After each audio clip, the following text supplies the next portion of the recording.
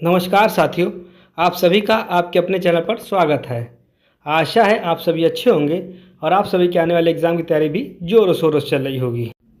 तो चलिए साथियों, आज से जो आपका केवीएस का जो एग्ज़ाम होने वाला है, उसको ध्यान में रखते हुए कंप्यूटर की जो सीरीज़ चालू कर रहे हैं।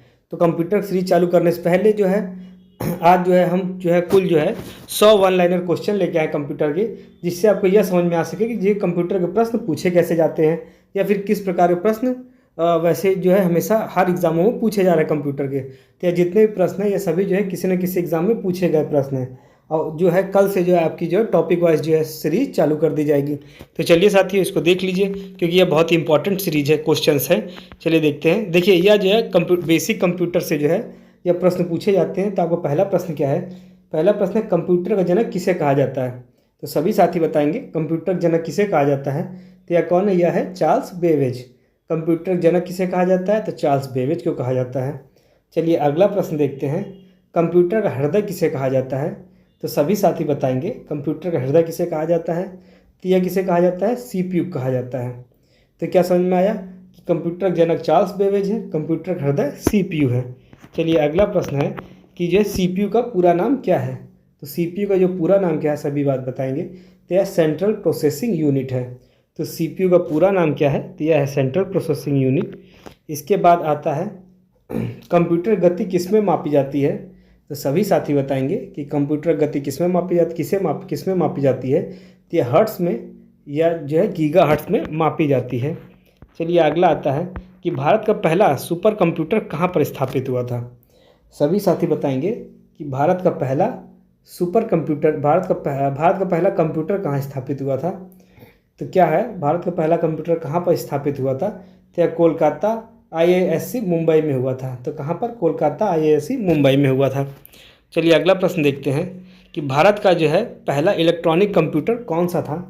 तो बताएंगे सभी साथी कि भारत का पहला इलेक्ट्रॉनिक कंप्यूटर कौन सा था। तो ये कौन है? ENIAC था। कौन सा? ENIAC था। ENIAC था, ENIAC था, यह भारत का पहला इलेक्ट्रॉनिक कंप्यूटर था। तो चलिए साथियों अगला प्रश्न देखते हैं कि कंप्यूटर किस भाषा को समझता है। तो सभी साथी बताएंगे कंप्यूटर किस भाषा को समझता है। तो यह मशीन भाषा को समझता है। ये कौन सी होती है? 0,1 जो होती है, ये कंप्यूटर की भाषा होती है। चलिए आगे देखते हैं, कंप्यूटर में डेटा किस प्रकार संग्रहित होता है। तो जो कंप्यूटर होता है इसमें डेटा किस प्रकार से संग्रहित रहता है।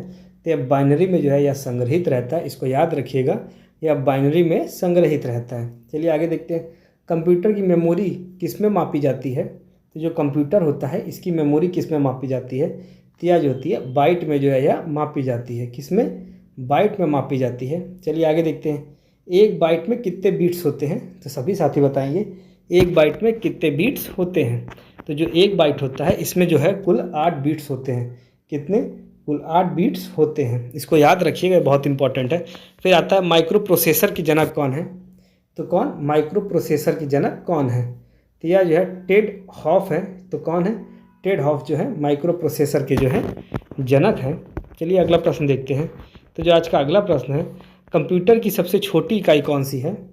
सभी साथी बताएंगे कंप्यूटर की सबसे छोटी इकाई कौन सी है। तो यह कौन सी है? बिट कंप्यूटर की सबसे छोटी इकाई है। फिर आता है कंप्यूटर की अस्थाई मेमोरी कौन सी होती है। तो कंप्यूटर की अस्थाई मेमोरी पूछी गई है। तो यह कौन सी है? रैम होती है। तो रैम कौन सी है? अस्थाई मेमोरी है।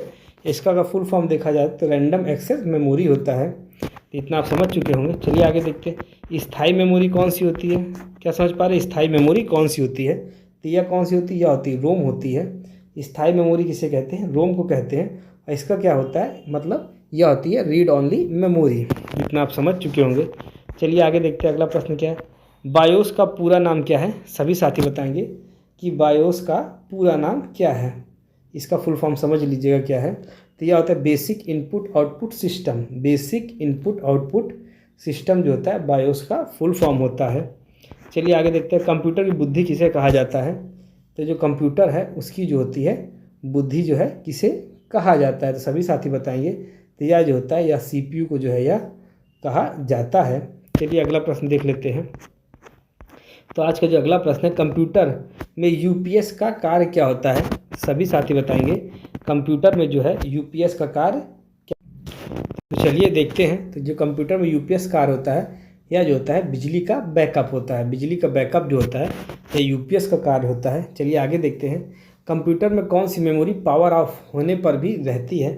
तो सभी साथी बताएंगे कंप्यूटर में कौन सी मेमोरी जो होती है या पावर ऑफ होने पर भी रहती है, तो यह होती है रोम जो होती है, यह पावर ऑफ होने पर भी रहती है। चलिए आगे देखते हैं। कंप्यूटर किस प्रकार की मशीन है? तो कंप्यूटर एक प्रकार की डिजिटल मशीन है। फिर आता है एएलयू का पूरा नाम क्या होता है? तो एएलयू का जो पूरा नाम होता है अर्थमेटिक लॉजिक यूनिट होता है। क्या होता है? अर्थमेटिक लॉजिक यूनिट होता है। चलिए आगे बढ़ते हैं। कंप्यूटर का दिमाग किसे कहा जाता है? तो जो कंप्यूटर का दिमाग होता है या सीपीयू को जो है कहा जाता है। चलिए अगला प्रश्न देखते हैं। प्रोग्रामिंग भाषा का आविष्कार किसने किया था? सभी साथी बताएंगे कि जो प्रोग्रामिंग भाषा है इसका आविष्कार किसने किया था? तो ये कौन थे? जॉन बैकस थे। तो जॉन बैकस ने जो है प्रोग्रामिंग भाषा का आविष्कार किया था। चलिए आगे देखते हैं। कंप्यूटर में त्रुटि को क्या कहते हैं? तो जो कंप्यूटर में जो त्रुटि होती है इसे क्या कहा जाता है? तो इसे बग कहा जाता है। क्या? बग कहा जाता है। फिर आता है प्रोग्राम में गलती निकालना क्या कहलाता है? तो सभी बताएंगे प्रोग्राम में गलती को निकालना क्या कहा जाता है? तो ये होता है डिबगिंग कहा जाता है। क्या? डिबगिंग कहा जाता है। चलिए आगे होता है 1 GB में जो है कितने MB होते हैं? सभी साथी बताएंगे 1 GB में कितने MB होते हैं? तो जो 1 GB में जो होते हैं कुल 1024 MB होते हैं। और 1 TB में कितने GB होते हैं? तो यह जो होते हैं कुल 1024 GB होते हैं। इतना आप समझ चुके होंगे। चलिए आगे देखते हैं। कंप्यूटर जनरेशन कुल कितनी संख्या है? मतलब इतना समझिए कंप्यूटर की कुल कितनी जनरेशन हो चुकी हैं, तभी कौन सी जो है तो टोटल देखा जाए तो कंप्यूटर कुल जो है 5 जनरेशन आ चुकी हैं। इसको जो है अभी आपको जब आपके टॉपिक वाइज शुरू होगा तो इसमें अब जरूर बताया जाएगा पूरा आपको। चलिए देखते हैं। प्रथम पीढ़ी के कंप्यूटर को क्या उपयोग होता है? प्रथम पीढ़ी कंप्यूटर में क्या उपयोग होता है? तो इसमें जो होती है वैक्यूम ट्यूब पर जो है यह आधारित होती है। प्रथम पीढ़ी कंप्यूटर जो थे ये वैक्यूम ट्यूब पर आधारित थे। यह प्रश्न इस तरीके से पूछा जाता है। इसके अलावा द्वितीय पीढ़ी में कौन क्या था? तो उसमें ट्रांजिस्टर थे।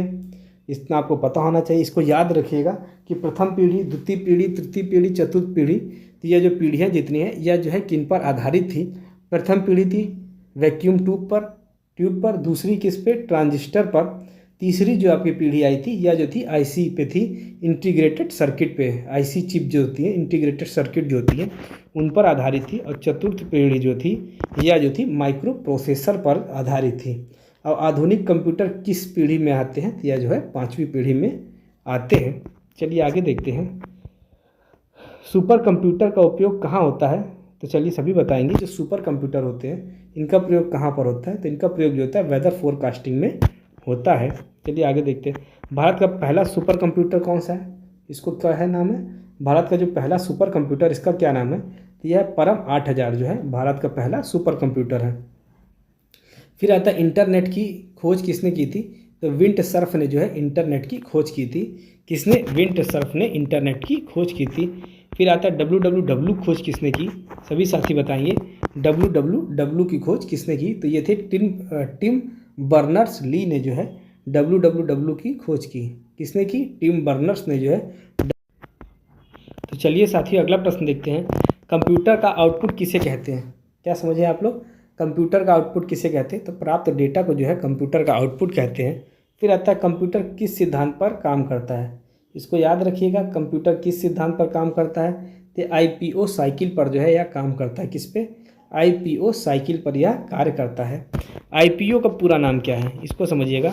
तो जो IPO का पूरा नाम होता है इनपुट प्रोसेस आउटपुट होता है। क्या? इनपुट प्रोसेस आउटपुट होता है। चलिए आगे बढ़ते हैं। कंप्यूटर की स्पीड कम होने के कारण क्या होता है? तो यह होता है रैम कम होना। चलिए आगे बढ़ते हैं। तो यह जो होते हैं आपके बेसिक वाले कंप्यूटर जो प्रश्न कुछ लाए थे हम 1 लाइनर जो प्रीवियस ईयर के थे उनको 1 लाइनर रखे गए थे। अब अगला टॉपिक देखते हैं हम लोग कि इनपुट आउटपुट डिवाइस 41 से 80 जो प्रश्न है यह सभी इसके अंदर आएंगे। चलिए देखते हैं। कीबोर्ड किस प्रकार की डिवाइस है? तो कीबोर्ड किस प्रकार की डिवाइस है? तो यह जो होती है इनपुट डिवाइस होती है। चलिए आगे देखते हैं। स्कैनर किस प्रकार की डिवाइस है? यह भी इनपुट डिवाइस होती है। चलिए आगे बढ़ते हैं। माउस किस प्रकार की डिवाइस है? तो यह भी इनपुट डिवाइस है। फिर आता है लाइट पेन क्या है? यह है पॉइंटिंग डिवाइस है। क्या चीज़ है? यह पॉइंटिंग डिवाइस है। चलिए आगे बढ़ते हैं। जॉयस्टिक कहाँ उपयोग होती है? तो जो जॉयस्टिक होता है यह जो होता है गेमिंग में जो है इसका उपयोग होता है। मॉनिटर किस प्रकार का डिवाइस है? तो मॉनिटर जो होता है आउटपुट डिवाइस होता है। चलिए आगे बढ़ते हैं। देखिए इस सभी प्रश्नों को याद जरूर रखिएगा, क्योंकि जो 20 प्रश्न आपके पूछे जाने हैं वैसे भी आपके, तो उनको उसमें यह जो है कि देखिए कि नए प्रश्न अलग से तो कुछ आते नहीं। जितने भी एग्ज़ाम आज तक हुए हैं आपके, सिर्फ केवीएस के नहीं, अन्य भी जो एग्ज़ाम हुए उन्हीं से जितने प्रश्न आएंगे तो उन्हीं से रिपीट जरूर करेंगे। यदि आप जितने प्रश्न हैं प्रीवियस ईयर के वह सारे एग्ज़ामों को लेके लगभग, तो अगर सभी कर लेते हैं तो आपका उससे बाहर का एक भी प्रश्न नहीं मिलेगा। तो इसीलिए कह रहे हैं जितने भी आपको मिल रहे हैं सारे प्रश्नों के बाद देख लीजिएगा। एक दो बार वीडियो अगर आपको ना हो पाए तो स्लो करके देख लीजिएगा। इसका स्क्रीनशॉट भी आप ले सकते हैं, तो इसमें कोई समस्या नहीं है।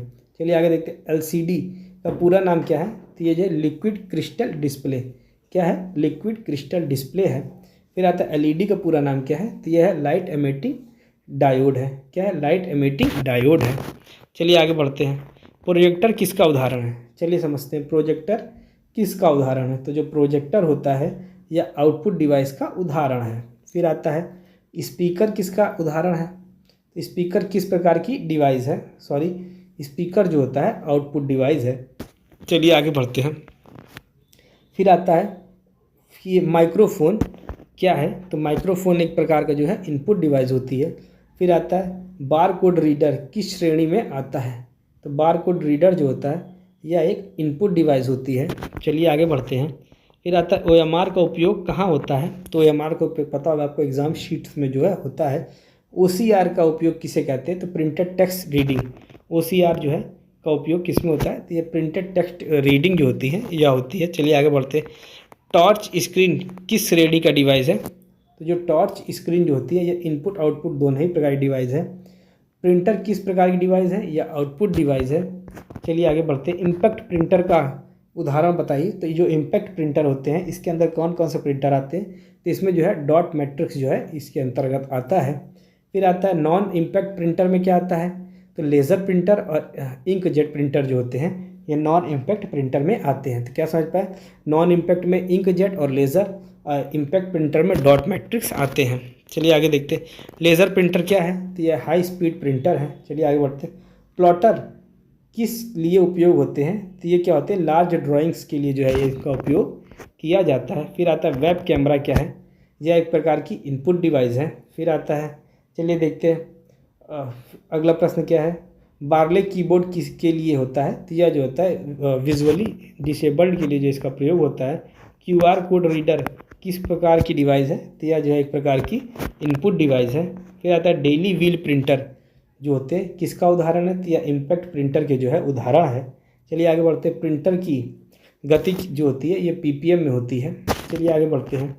अगला प्रश्न, मॉनिटर की गुणवत्ता किस में मापी जाती है? तो यह जो होती है रिजोल्यूशन में जो है यह मापी जाती है। अगला आता है डीपीआई किससे संबंधित है? तो यह प्रिंटिंग से संबंधित है। चलिए आगे बढ़ते हैं। MICR किससे जुड़ा है? तो bank cheque reading, bank cheque reading में जो होता है MICR जो होता है।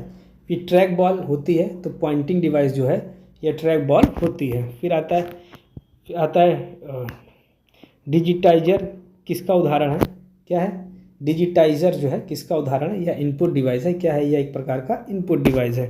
चलिए आगे बढ़ते हैं। VR ग्लासेस क्या है? यह एक प्रकार के आउटपुट डिवाइस है। ATM में कौन सी स्क्रीन होती है? तो यह इसमें जो होती है टॉर्च, ये टच स्क्रीन होता है। क्या चीज़ है? ATM जो है कौन सी स्क्रीन होती है? टच स्क्रीन होता है। चलिए आगे बढ़ते हैं। टच पैड कहाँ पर उपयोग होता है? यह होता है लैपटॉप में। बार कोड रीडर क्या होता है? लेज़र स्कैनर होता है। कैमरा किस श्रेणी में आता है? यह जो है इनपुट डिवाइस में आता है। हेडफोन क्या होते हैं? आउटपुट डिवाइस में आते हैं। इसके अलावा क्या हुआ? GPS किसके लिए उपयोग किया जाता है? तो ये लोकेशन ट्रैकिंग के लिए होता है। फिर आता है आपका बायोमेट्रिक डिवाइस क्या पढ़ता है? फिंगर प्रिंटिंग जो है यह पढ़ता है। चलिए आगे आता है। RFID का पूर्ण रूप क्या है? तो ये रेडियो फ्रिक्वेंसी ID होती है। क्या? रेडियो फ्रिक्वेंसी ID होती है। फिर आता है कैश काउंटिंग मशीन क्या है? यह इनपुट डिवाइस है। चलिए साथियों आगे बढ़ते हैं। अगला आता है मेमोरी संबंधित है। चलिए अगले 20 प्रश्न मेमोरी संबंधित है। फिर अगले 100 प्रश्न कराए जाएंगे, फिर आगे देखा जाएगा। फिर आता है प्राइमरी मेमोरी कौन सी है? तो यह रैम और रोम जो होती है यह प्राइमरी मेमोरी के अंतर्गत आते हैं। सेकेंडरी मेमोरी में क्या क्या आता है? HDD SSD होती है। फिर HDD का पूरा नाम क्या होता है? यह होते हैं हार्ड डिस्क ड्राइव होते हैं। क्या चीज़? हार्ड डिस्क ड्राइव होते हैं। और SSD का पूरा नाम होता है सॉलिड स्टेट ड्राइव होता है। चलिए आगे बढ़ते हैं। अगला आता है SSD किस तकनीक पर होता है? तो यह फ्लैश तकनीक पर होते हैं। चलिए आगे बढ़ते हैं। पेन ड्राइव किस प्रकार की डिवाइस है या पोर्टेबल स्टोरेज होती है। चलिए फिर सीडी की क्षमता कितनी है, 700 MB है। सीडी की क्षमता 700 MB है। डीवीडी की क्षमता क्या है, 4.7 GB है। चलिए आगे बढ़ते हैं। ब्लू रे किस लिए होती है, तो HD वीडियोस के लिए होती है। कैच मेमोरी का उपयोग होता है जो होता है स्पीड इंक्रीज के लिए होता है। फिर आता है वर्चुअल मेमोरी कहाँ होती है, तो हार्ड डिस्क में होती है। और रैम का पूरा नाम क्या होता है, तो रैंडम एक्सेस मेमोरी होता है। चलिए अगला प्रश्न, रोम का पूरा नाम क्या है, तो रीड ओनली मेमोरी। EEP रोम क्या है, का उपयोग कहाँ होता है, तो ये बायोस में जो होता है EEP रोम का उपयोग होता है। फिर आता है हार्ड डिस्क किसे कहते हैं, तो मैग्नेटिक स्टोरेज जो होती है ये हार्ड डिस्क कहा जाता है। फ्लॉपी डिस्क की क्षमता कितनी होती है, तो 1.44 MB होती है। क्या, 1.44 MB होता है। फिर मेमोरी लीक क्या है, कि रैम की बर्बादी जो होती है मेमोरी लीक कहा जाती है। क्लाउड स्टोरेज क्या है, तो ऑनलाइन स्टोरेज होती है जो क्लाउड स्टोरेज होता है। इसके अलावा जो है गूगल ड्राइव क्या है, तो ये जो है क्लाउड सर्विसेज जो होती है गूगल ड्राइव होता है। और वन ड्राइव किसे कहते हैं, तो ये माइक्रोसॉफ्ट को जो है वन ड्राइव होती है। तो चलिए साथी आगे का प्रश्न जो है हम लोग अगली वीडियो में देखा जाएगा। इससे पहले जो है देखिए आपके आज के 100 वन लाइनर जो भी है प्रीवियस ईयर के पूछे गए वन लाइनर रखे गए हैं। इसके अलावा जो है आपके जो है आपसे कंप्यूटर को जो है टॉपिक वाइज भी शुरू होगा, जिसमें हर टॉपिक से जो है कम से कम आपको 60 से 70 प्रश्न कराए जाएंगे, जिससे कि मतलब ये रहे कि आपका जो भी टॉपिक हो पूरी तरह से एक ही बार में कंप्लीट हो जाए। और आपका KVS में ये तो ना रहे कि आपका जो भी कंप्यूटर से कोई प्रश्न छूटे। तो इसीलिए जो है सभी साथी जो है इस चैनल को सब्सक्राइब कर ले। और यदि आप कोई भी सुझाव देना चाहते हैं या सजेशन, तो उसके लिए आप लोग कमेंट करके भी बता सकते हैं। तो चलिए साथियों, धन्यवाद।